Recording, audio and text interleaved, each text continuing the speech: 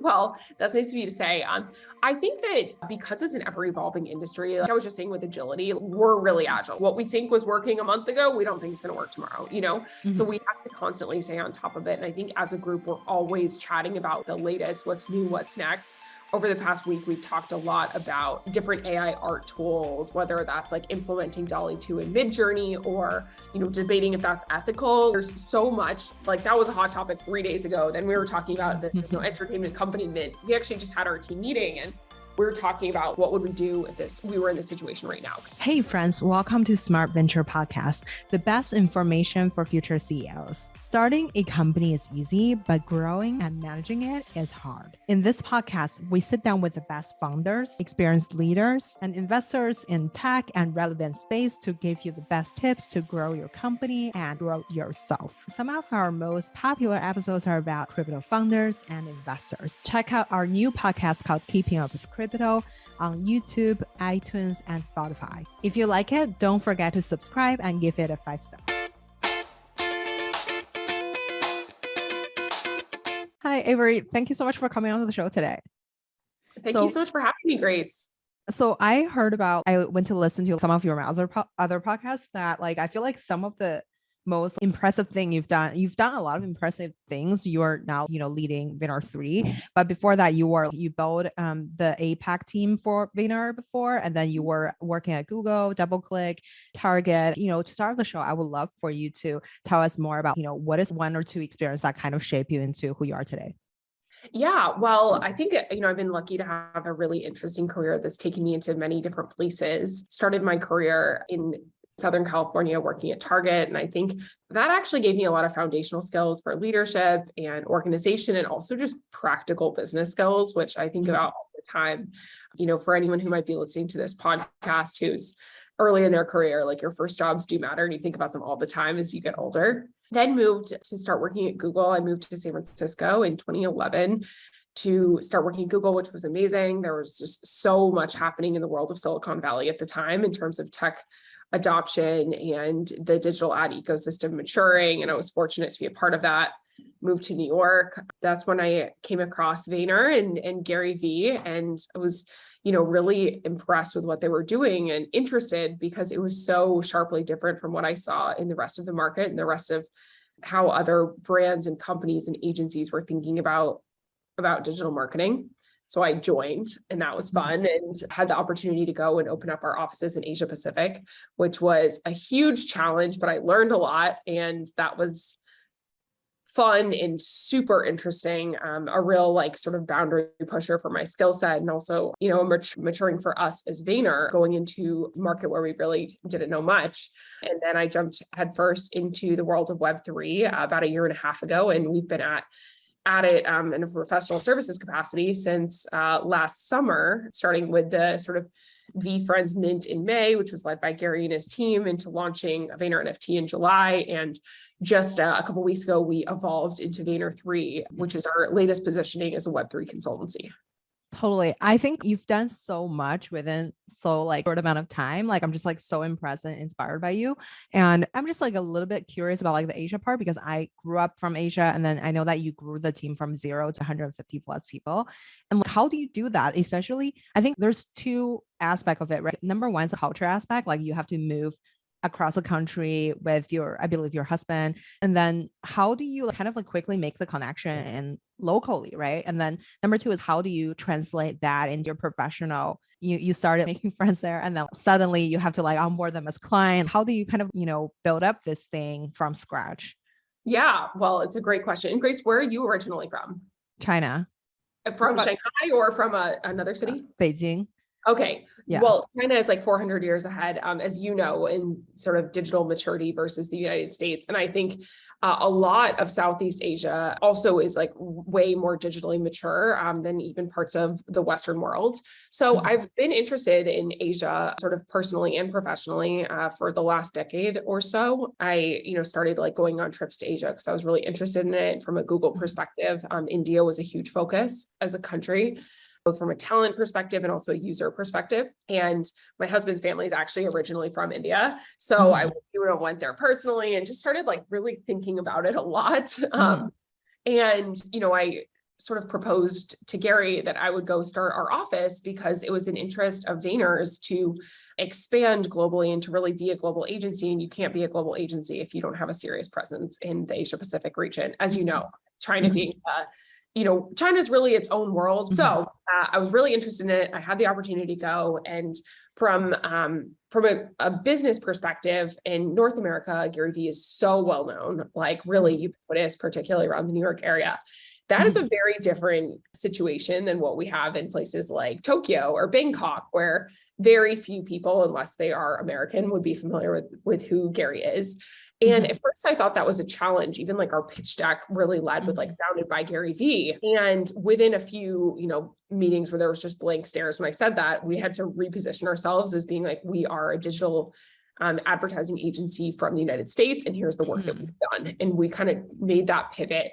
My strategy when I got to Singapore was first to really get to know like the local folks who make Singapore happen. Even though there are like a lot of expats in Singapore, that's still like under 5% of the population is Western, like looks like me. So it's a pretty small percentage. There are a lot of foreigners from other parts of Asia, but not actually that many from the United States. So I tried to really get to understand what was actually making Singapore tick in the marketing world and beyond. And first person I knew that I wanted to hire was actually somebody who had a lot of agency experience in the region and was from the region. So within a couple of weeks of moving there, I just had a ton of different coffee and wine meetings and lunch meetings, just interviewing to see where I can find that right person. And actually my second hire was our finance director, who's still with the company. Her name is Violi. She's amazing. And she joined because I knew there were so many things about like different tax rates in different countries. We needed to get our together there. My third or fourth hire was my creative director, whose name is VJ. He was amazing and really my partner in crime in building up the office, helping me to understand how things are done in that market, and also helping to grow and inspire the team. And VJ has since been promoted to managing partner of the Asia Pacific office, working alongside the managing director to really build that up. So I try to hire from within the community, and that helped us build this really special culture that was differentiated from what we saw at other agencies, where we really focus like local first and regional versus like just Singaporean or just, Western people, which is what we saw at a lot of other agencies. And then on the personal side, I did know a couple of people just through life who were living in Singapore, and expats in Singapore are very welcoming. They're like, okay, they all know they were all new here at one point. So that's easy to build like an ecosystem of expat friends in Singapore. And it's a very easy place to live. Like it's really clean, it's really safe, it's relatively inexpensive to go, out to eat or take taxis or whatever it is. So was lucky to find a good group of friends. And of course that really cross-pollinated, I think, because I was spending a lot of my time working. A lot of my close friends were work related, whether they were clients or they were, on my team or people that I knew from the advertising industry.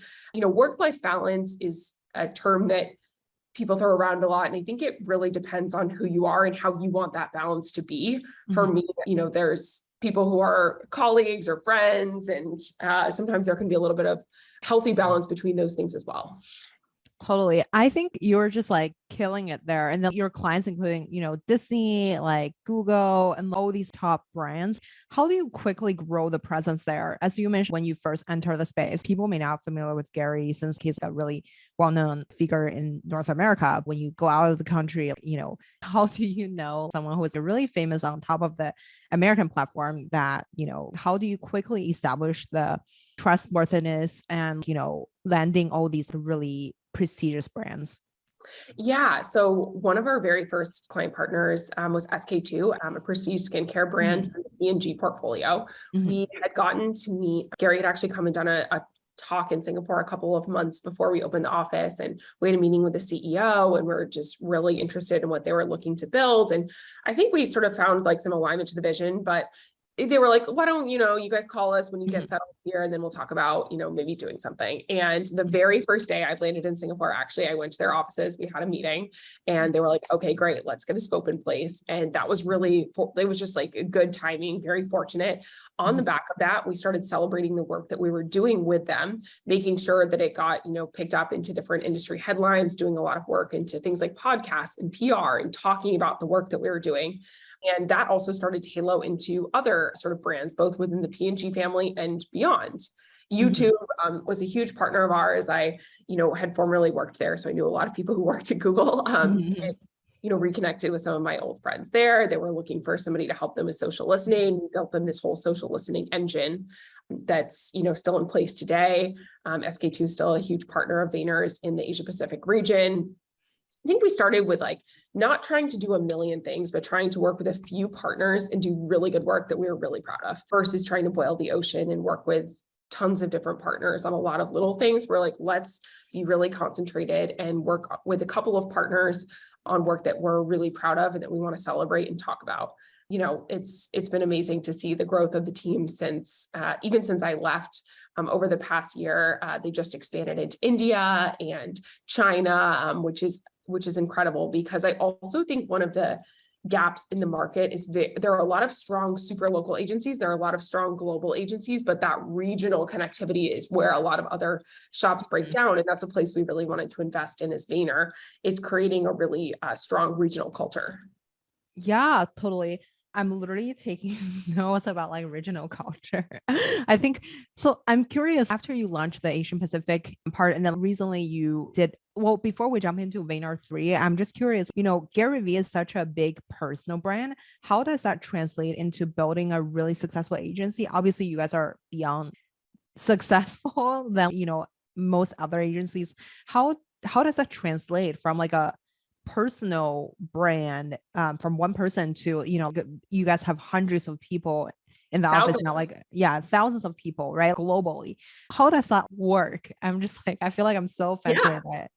I think that a lot of the principles that Gary's used for his personal brand building really apply to what we're looking to do with our partners as well. So I learn a lot from how Gary built his personal brand in terms of how we advise clients. So for example, Gary talks a lot about creating content that's specifically tailored to each platform. Don't post the same TV ad on TikTok, it won't work, right? Do an ad on TikTok that's specifically content created for that format, and then do content that's specifically created for Twitter. Don't just try to make one piece of content and scale it across everything. It has to have the context layer. That same exact thought is scaled into what all of our partners are trying to do as well. I think another example of that would be some of the principles he talks about, which you may have even read about in some of Gary's books, whether that's empathy or patience or kindness.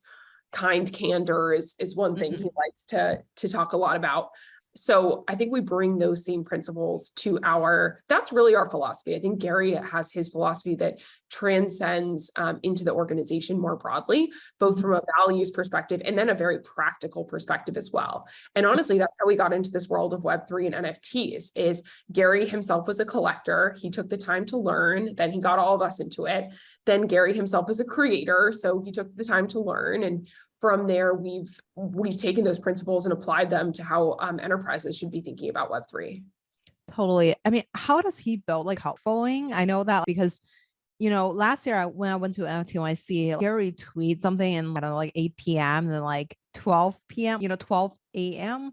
Wait, 1 a.m., 12 p.m. People were lining up, waiting to, see Gary, and then Gary was shaking everybody's hand in line. I'm curious, how do you build a cult following on a scale? Because it was not, he had 5 fans and then that's just his best friends.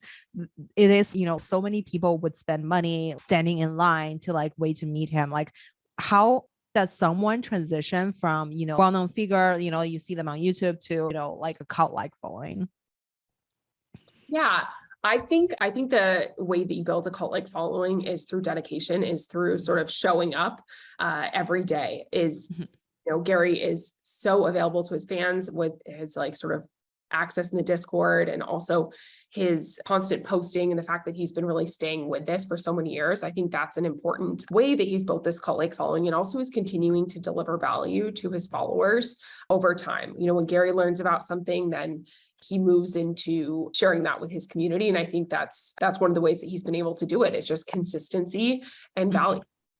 Totally. I'm curious, like, okay, so now you are the leader of Vayner3, really successful projects for brands, as well as, Gary Vaynerchuk just raised 50 million. I'm curious, how did you guys get started at the beginning? And then how do you guys like work with so many top brands? And how do you I guess it's like there are so many brands you guys work with, maybe their competitor were also, maybe not direct competitor, but people who are in a similar realm or in like the same category trying to launch something. Yeah, it's a great question. We typically have like retainers and exclusivity with our partners. So let's just say we're working with one auto manufacturer. We're not going to work with multiple. We'll just work with one, work with their direct competitor. And we also believe in sort of long-term partnerships. So when you're an enterprise organization, a lot of the work that you've seen coming out of Vayner, some of it is activation based, but a lot of it is more sort of strategic education, consulting, helping these enterprises decide if, how, and when they want to get involved in the space and what are ways they can really add value to the communities. I think even in the past 12 months, we've seen things shift pretty dramatically from, market pricing to some of the volatility we've seen in the past weeks, new expectations. I think utility-oriented NFTs are far more common today than like last year. It was a lot about collectibles and creating cool collectibles. I believe that the way that we advise clients has to be bespoke to their industry and also to what they stand for as an organization. If you're Coinbase, it's a very different conversation than if you're JP Morgan Chase for how you think about playing in Web3. You think about engaging your community and welcoming new people in. That's also going to be very different if you're a shoe company or if you're a soda company or you're a beer company.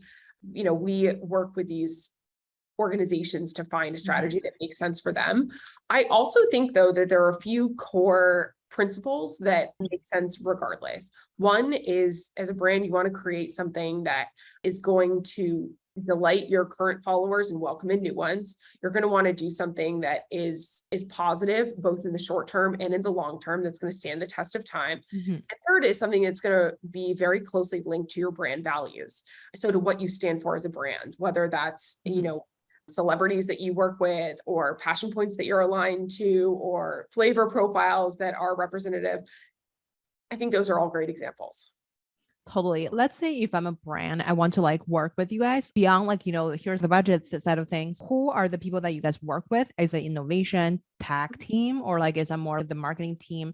Then, how do you guys set up the goals that they want to achieve? Because I listened to your past interviews, my last guest was actually one of your clients, I believe, the same of Pepsi. So basically they launched so they launched the free the mic drop NFT, right? So basically they want to engage with the audience so they gave it out for free. In terms of setting up the goals for these companies, how do you guys picture, a successful campaign should achieve? Is that how much new audience you can generate? Or is that more just a brand image building? How do you guys, envision a successful campaign could achieve?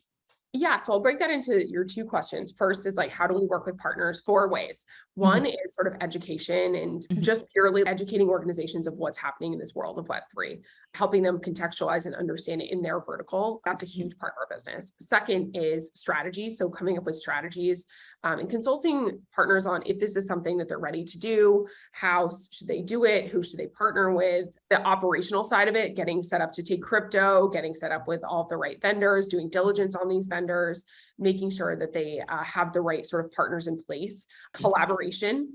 I think collaborations is honestly the right place for most brands to start. It's if you want to build relevance into the Web3 community, you need to partner with people who are in the Web3 community. So we do a lot of collaborations. You mentioned Todd. So a really cool example of something that we did with their team was the Strength of a Woman Festival, which was held in Atlanta. We had 4 different artists: Amber Vittoria, Shay the Surrealist, Varva Ale, and Rachel Wilson do these really cool 4 different designs. There were POAPs that were, designed as a gift for attendees. That's a great example of a fun collaboration. And then the last is agency of record. So for partners who are committed to working with us from education, strategy, operations, and collaborations, then we can be sort of their agency of record and partner with their team. And I think we split this into kind of two two main groups: existing VaynerMedia clients. Obviously, we've had long relationships with many, and then new partners who are interested in this type of thing that we work with. And KPIs, I think it varies super widely depending on the organization, what they're looking to do. The KPI for a lot of these companies right now is just learning. It's like learning, testing the waters, deciding if this is something that's going to make sense for them. There's clearly a small but super dedicated community on crypto Twitter, understanding thinking through all the mechanics to make sure that all of the pros and the cons are considered. So yeah, I think that KPIs for us typically are around learning, but sometimes are around how many, okay, amazing. Do you want to reach a new community? Do you want to build a new Discord or new communication channel? Do you want to capture customer data and better understand your customers? Do you want to do something that builds brand relevance? Or, I think for some, especially those who are doing physical tie-ins, they might be looking at this as a revenue stream or a new sort of link like that. So I think the KPI does vary pretty dramatically per partner. Totally. When you were thinking about, like you mentioned, there's existing partner and the new partners, right? So I think it's similar to your clients. So let's say like a Pepsi. So the people who are minting the NFT may not be, they're a diehard fan who went to like every Pepsi sponsored concert, drinking Pepsi every single day. So there may be two kind of people. Like one type of people is like a brand's fan, and then the other part of the people are like the NFT fans. So how do you educate the brands or helping them to discover this market? What are some ways that brands can leverage NFT or like Web3 strategy to engage the community, since the community is kind of like undefined in the past? Yeah, I think that I would separate those into sort of rewarding loyalists, which could be like, how can you come up with ways to reward your loyalists as you better understand them? So I think we're going to see a whole wave of NFTs as a loyalty play. That's sort of one. And the second is tapping into the existing sort of crypto native community. I've seen a lot of brands try to do that to, launch things that are appealing specifically to the crypto native community. And I think that's another way to look at it, though that group is obviously much smaller. There's much more revenue potential if you're targeting people who are already kind of in the ETH community and used to buying NFTs, versus if you're trying to do something for your existing community that links to NFTs. Those folks might not yet see value because they might not have a wallet, they might not have Ethereum, they might not, see the value in an NFT quite yet. So I think it'll depend a little bit, and over time, I think those two groups are going to start blurring. Totally. Okay, so today on my LinkedIn audio chat with two of my co-hosts, this week, one of our topic was Netflix, right? Like Netflix recently just, the Ryan Gosling movie. So basically they are trying to enter in the metaverse. They did, Stranger Things NFT collection like in June, I believe. I'm curious, what's your thought on brand like Netflix? They are big Web2 giant. And then right now they're trying to tap into NFT, but it's seemingly it's a late, but it's also not the most, not like Gucci, Nike, Pepsi, or like, AB InBev, like those brands who already entered like a long time ago, right? So how would a brand like this to, adopt their Web3 strategy? Yeah, I think you're right that at this point, Netflix isn't the first mover, so they could be the best mover. And that's how I would think about it for them, is they have tremendous scale and distribution. They also have way more consumer data than all those other companies you just mentioned. They have that direct relationship with their subscriber base. So if they can do like NFTs that I think there's a couple of ways. The first place I would start off is some type of loyalist. So it's like, okay, amazing. Like, did you watch this much Netflix? Did you tune into this many shows? It could be something that's platform specific, could be show specific. It's like, are you a Ryan Gosling fanatic? You watch 3 shows that have Ryan, so you get a special badge that has Ryan or something like that. Netflix also has a huge cult following, right? So doing something behind one of the their original shows could be a really fun way for them to collaborate. Like, I'm making this up, but let's just say they integrated some Web3 voices into one of their shows. I think that could really hit because they have such wide distribution. That's already such a huge advantage. Totally. What do you think, say, if they work with Vayner, what is the process? So I feel like you're like the brain behind these general big strategies. And how do you guys select the team to execute based on, what you were saying? Because, it's really, it's one part to come up with like the correct like strategy overall, the big picture person. And then the other part is, who are the artists to execute on this? Who are the brand to partner? How do you guys, doing this systematically to partner with every brand? And then who do you have on your team that, not like who specifically, but which type of people do you guys bring on board to make this happen? Yeah. So we obviously don't work with every single brand. And it's funny because people ask me all the time, like, oh, there's like all these competitors. I'm like, I actually think the more professional services firms who are interested in Web3 and are evangelizing this, the better for all of us. I think we were probably like one of the first to market, but there are going to be so many more, and that's a good thing. Who on the team? So our team is organized in kind of pods because typically we work on, one team will work on one client group so that we can really understand their business and be really integrated with them. So we're set up into pods, but then there's within each pod, there are folks from the operations organization who are, doing things like project management and scoping and also vendor partnerships. We also have a client service who obviously deals with the clients. We have and make sure they're happy and make sure that we're understanding what they're looking to do. We also have creative. We have some amazing creative folks in our team who are both conceptual thinkers of like, what's a good idea here? And also many of them are NFT artists themselves. So they're sort of personally passionate about this space, storytellers, writers, animators, 3D folks.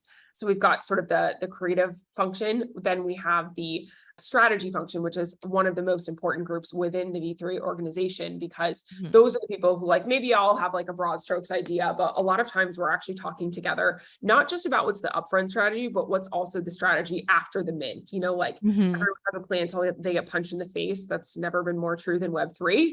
And being agile with your plan is really critical to the success of a lot of these things. I think we've seen, especially in the past 6 months, many mints have not gone as desired. So in the upfront, you can design a program that you think is going to be a win no matter what.